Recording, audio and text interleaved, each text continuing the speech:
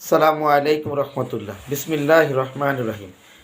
আলোচনার বিষয়বস্তু দুইটা, এক কিরগিজস্তানের ভিসা, দুই রাশিয়ার ভিসা। গতকালকার চ্যানেল 24-এর নিউজের ডিফাইন করব আমি। ভিডিওটা বড় হবে, সবাই ধৈর্য সহকারে দেখুন। নাম্বার ওয়ান, কিরগিজস্তানের ভিসা। এখানে তিনজন পাকিস্তানিরা ধরছে। আমারে যারা বিশ্বাস করেন, আমি খুব সচেতন মানুষ, আমি খুবই সচেতন। গতকালকেও মিটিং করে আসছি, তার সাথে ছবি তোলা নিষেধ ছিল, তার জন্য তুলতে পারি নাই। তো এদেশের টপ ম্যানেজমেন্টের, গভর্নমেন্টের টপ ম্যানেজমেন্টের পররাষ্ট্র মন্ত্রণালয়ের একজন কর্মকর্তা, তার ডেজিগনেশন আমার বলে নাই। তো আমাকে শুধু বলা হয়েছে যে তুমি এক কাজ করো, তোমার কোম্পানির প্রোফাইল খুবই সুন্দর, অল্প সময়ে তুমি খুব ভালো কাজ করছো। যেমন আমি যে লোকগুলো আনছি সেগুলোর প্রত্যেকটা ট্যাক্স দিয়ে দিছি। Number one. নাম্বার দুই, আমার 7 মাসের কোম্পানির পুরা ট্যাক্স পরিশোধ।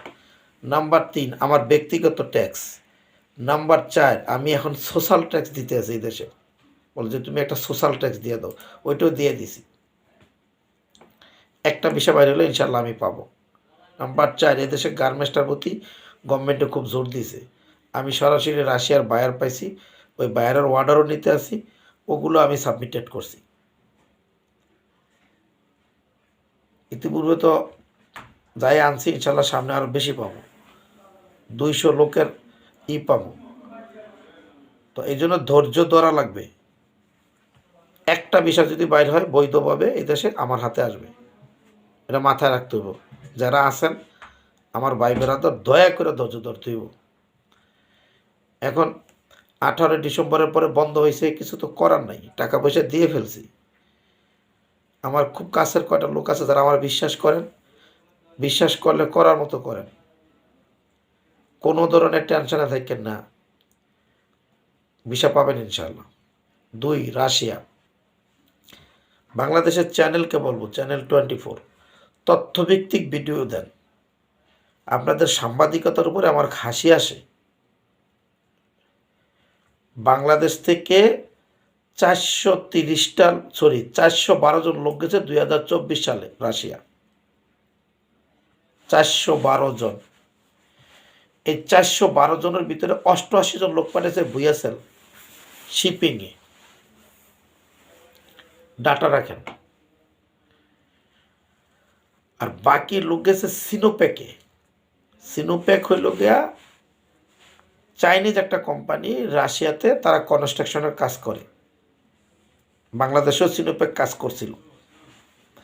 আচ্ছা, এই সিনোপ্যাক কাদের মাধ্যমে লোক নিয়েছে? গ্রিনল্যান্ড আর এই সিঙ্গাপুর ট্রেনিং সেন্টার আরও কয়েকটা থেকে নিছে। ওই লোকগুলার ভিডিও দেখেন, তারা সেখানে ভালো আছে। ভালো বলতে অবশ্যই না, মাইনাস তাপমাত্রার ভিতরে বরফে কাজ করা লাগে ভাই, কষ্টের আপনাকে দেখায় নিছে। যেমন আমি আলাবোগার কাজটা নিছি। এবার আসেন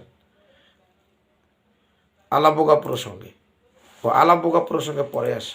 এখন চ্যানেল 24 আপনি যে প্রতিবেদনটা করলেন, ওই প্রতিবেদনে একটা ছেলেকে ওদেরকে সৌদি আরব নিছে উমরা ভিসা দিয়ে, রাইট? উমরা দিয়ে নিয়ে সেখান থেকে রাশিয়া নিছে।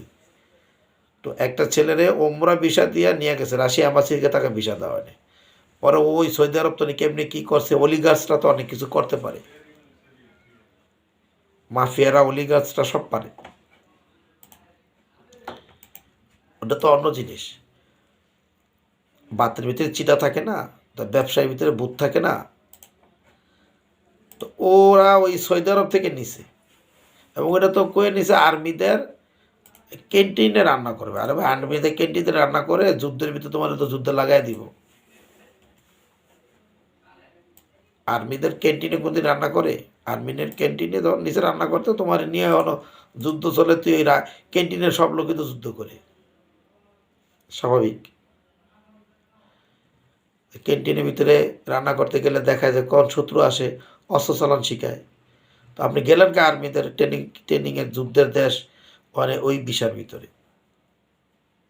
আর যারা নিচে তাদেরকে তো মারা দরকার। একটা দেশ চাইলে তার আইনের নিয়মের বাইরে কিছু হয় না। এবার আসেন, সিনোপ্যাক কোম্পানিতে গেছে, তারা সিনোপ্যাকে কাজ করে, তার ডিটেলস দেখে এম্বাসি ভিসা লাগিয়েছে। তারপর আছে বাংলাদেশ সরকারের ম্যান পাওয়ার করে, তো ম্যান পাওয়ার যখন করে তারা সব দেখে শুনে ম্যান পাওয়ার করে, কোম্পানি না দেখে করে না। এই ছেলেগুলা গেছে, তাদের কি ম্যান পাওয়ার হয়েছে বাংলাদেশে? হয় নাই তো। তো আপনি যে ডিটেলস না বলে যে একটা ভিডিও দিয়ে বানাইলেন, ব্যবসার জন্য কত ক্ষতি করলেন। ওখানে জান আমি দালালদের পক্ষে নেই, হ্যাঁ পক্ষে নিলাম। অবশ্যই আপনি খারাপকে খারাপ করেন, আপনার তো আল্লাহ সেই জ্ঞান দেয় নাই। আপনারা সাংবাদিক, অজ্ঞতা আর মূর্খতা, বাংলাদেশের মানুষ আমরা হলো মূর্খ বেশিরভাগ, আর যারা শিক্ষিত দাবি করে তারা হলো অজ্ঞ। অজ্ঞ কেন জানেন? অর্থাৎ সে কোনো একটা জিনিস জানে না, জানতেও চায় না, এটা বলে অজ্ঞতা।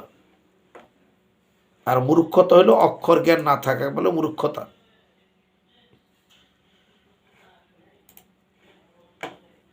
তো আপনি যখন একটা প্রতিবেদন তৈরি করবেন, পরিপূর্ণ করবেন না, কি আজীব। এই যে ইউটিউবে ভিডিও দেই না, তো জ্ঞানের জ্ঞানের জ্ঞানের জ্ঞানের, আমি কি দালাল? আমি নিজে গার্মেন্টস দাবাইছি, প্রত্যেক দিন ভিডিও দেই, দিতাম, ভাল লাগে না, দেই না। আস্তে ধীরে দেই, কাজ কাম কম, ঠান্ডা, চুপচাপ পরে রয়েছি। কেন এই সমস্ত আপনি অবশ্যই খারাপের খারাপ বলেন, বোঝে বলেন। কিরে ভাই, একটা প্রতিবেদন দিলেন, হুট করে এক সাইড নিয়ে দিলেন, যে আপনারা যান, জেনে শুনে যান, বুঝে যান, এরকম প্রতারিতভাবে যাবেন না, পরিপূর্ণ ডাটা দেন। আচ্ছা এবার আসেন, আমার নিজেকে ডিফাইন করি। আমি আলাবোগায় লোক নিতে চাচ্ছি। আলাবোগাটা হলো রাশিয়ার 3টা বড় সিটির ভিতরে একটা সিটি এবং একটা প্রদেশ। এটার নাম হলো তাতানেস্থান, প্রদেশের নাম। এর রাজধানীর নাম হলো কাজান, নট কাজাকিস্তান, কাজান। আর এই কাজানের ভিতরে আলাবোগা একটা ইপিজেড, যা রাশিয়ার সবচেয়ে বড় ইপিজেড। 20 কিলোমিটার নিয়ে ইপিজেডটা 2005 সালে প্রতিষ্ঠিত হয়েছে। এই যে সমস্ত তথ্য দিচ্ছি আপনাদেরকে, দেখেন এক এক করে আমি বলে যাচ্ছি আর দিয়ে যাচ্ছি, ডিটেলস দেখেন। পুতিন সাহেব নিজে গেছেন ওখানে। ওইটা ওই তাতানের, এই কাজানের টোটাল রেভিনিউর প্রায় 0.5% আসে গিয়ে এই ইপিজেডটা থেকে। Can imagine? 20 কিলো নিয়ে ডাইরেক্ট চায়নার সাথে এটা রেল কানেক্টেড আছে। এটি রেলকে আরও উন্নত করতে আছে চায়না পর্যন্ত। এটা মস্কো থেকে সোজা পূর্ব উত্তর দিকে প্রায় 4000 কিলোমিটার পূর্ব উত্তরে, উরাল পর্বতের কাছাকাছি। একটু ভৌগোলিক বিষয় বুঝছেন। এখন এই আলাবোগা ইপিজেডটাকে ওরা এক্সটেনশন করতেছে, অনেক বড় করতেছে, এখানে কারখানা বানাচ্ছে। আপনাদেরকে যে কনস্ট্রাকশনের কাজগুলো, কারখানা বানাতে হবে, কারখানাগুলো মানে না, এই যে আপনার অটো ফিটিং করে কারখানাগুলো বানানোর জন্য আরও 7-8 বছর লাগবে এটাকে পুরা মডার্নাইজ করে একটা শেপে আনতে সরকারের। এতদিন ওখানে কাজ করছে সোভিয়েত ইউনিয়নের লোকজন। আই মিন রাশিয়াকে যে ভাঙলো 1990 সালে, 17টা রাষ্ট্র হইল। যেমন আমি যেই দেশে আছি উজবেক, এটা কিন্তু রাশিয়ারই রাষ্ট্র, দেন না? এরা সব রাশিয়ান ভাষায় কথা বলে। 90-তে আলাদা হইল, কাজাকিস্তান আলাদা হইল, উজবেক হইল, তুর্কমেনিস্তান হইল, আজারবাইজান হইল, এরকম 17টা রাষ্ট্র এর থেকে আলাদা হয়েছে। আলাদা হওয়ার পরও ভিতরে যেই জায়গাটি রয়ে গেছে, এখনও যে রাশিয়া পৃথিবীর সবচেয়ে বড় রাষ্ট্র, ওইটা ওই রাশিয়ার ভিতরের অংশ। ফেডারেল গভর্নমেন্ট মানে কেন্দ্রীয় শাসিত গভর্নমেন্টের আন্ডারে, ফেডারেল গভর্নমেন্টের আন্ডারে প্রাদেশিক গভর্নমেন্ট, লোকাল গভর্নমেন্ট। তো এখন ওইটা মুসলমান, 52% ওখানে মুসলমান। আর ওইটা হলো ইপিজেডটাতে ওই কাজের জন্য মানে মাইনাস তাপমাত্রা থাকে সবসময়, 20-25। বাড়ি পোশাক আশাক করে কাজ করে। তো ওই লোকগুলা করে এদেরকে আর হচ্ছে না। মোটামুটি এই দেশগুলো যেমন উজবেকিস্তান, কিরগিজ অনেক ডেভেলপ করছে, তারা ওই রাশিয়ার তনে চলে আসতেছে, এখানে নিজের দেশে কাজ কাম করতে আছে, তারা অনেক ডেভেলপ হচ্ছে, উজবেকরা অনেক ডেভেলপ হচ্ছে। ফলে রাশিয়ার লোক পাইতেছে না কাজ করার জন্য, বাধ্য হয়ে নীতিগত সিদ্ধান্ত নিছে তারা বাহির থেকে লোক নেবে। যেমন তারা অন্য দেশ থেকে লোক নেয় না, কারণ তারা একই ভাষায় কথা বলেন, ভাষা বোঝেন। এই রাশিয়ান ভাষায় কথা বলতে পারেন, আমরা তো আর ভাষা পারি না, যার জন্য আমাদের কাছ থেকে লোক নিতে চাচ্ছে না। তাই এখন নিতে আছে বাংলাদেশ, ভিয়েতনাম, ইন্ডিয়া যা আছে, শ্রীলঙ্কা থেকে লোক নিবে, নেওয়ার জন্য তারা প্রোগ্রেস করছে। তো সেই জিনিসটা না বুঝে আমার একজনে ভিডিও পাঠানো শুরু করছেন চ্যানেল 24-এর।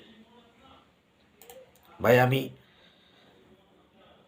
সচেতন মানুষ, দুনিয়াটা ঘুরে খাই, আর আমার কাজই হইলো আমি জিনিসটা যাচাই বাছাই করি, প্রচণ্ড যাচাই বাছাই করি। ওই আলাপোগাতে আমার রেগুলার প্রতিনিধি পাঠাই, এবং ওখানের A to Z ইনফরমেশান আমার কাছে আছে, আমার সাথে মেল করেসপন্ডিং হয়। কথা বুঝে আসছে? আমি সমস্ত ডকুমেন্টগুলো অ্যাম্বাসি দেবে, অ্যাম্বাসি আপনার ইন্টারভিউ নিবে, তারপর আপনার ভিসা হবে, তারপর আপনার ম্যান পাওয়ার হবে।